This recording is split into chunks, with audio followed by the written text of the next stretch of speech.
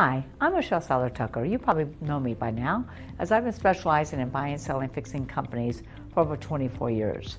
I'm a mergers and acquisitions master intermediary, and I really specialize in helping my clients exit rich. We got an offer from a European company, went through the business, went through all the due diligence, and all the contingencies of the LOI, except for one thing, the financials. So our client uses QuickBooks, but there's also an industry-specific software that they have to use. The buyer actually owns that software company, as they just recently acquired it.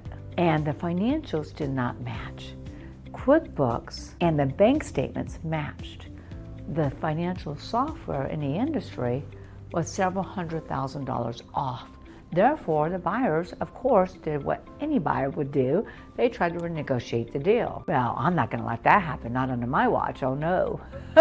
So we worked and worked and worked. Our financial analysts, my team of financial analysts, worked with the seller to go through all of the financials, really uncover to see where the discrepancies were. Where are the discrepancies? It didn't work. So my solution is, let's just jump on the phone with the software company. Of course, the seller didn't want to do that because they were worried about confidentiality and people finding out that the business is for sale, which is everyone's number one fear. But I assured him it would be okay.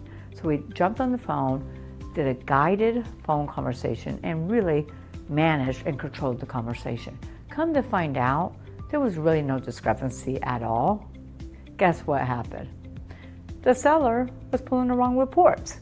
So it was something that was that simple, really not a financial mistake at all. And we were able to close. The buyer was happy, the sellers were happy, they did not renegotiate the deal, and we ended up getting the deal done for the initial value. What's the lesson here?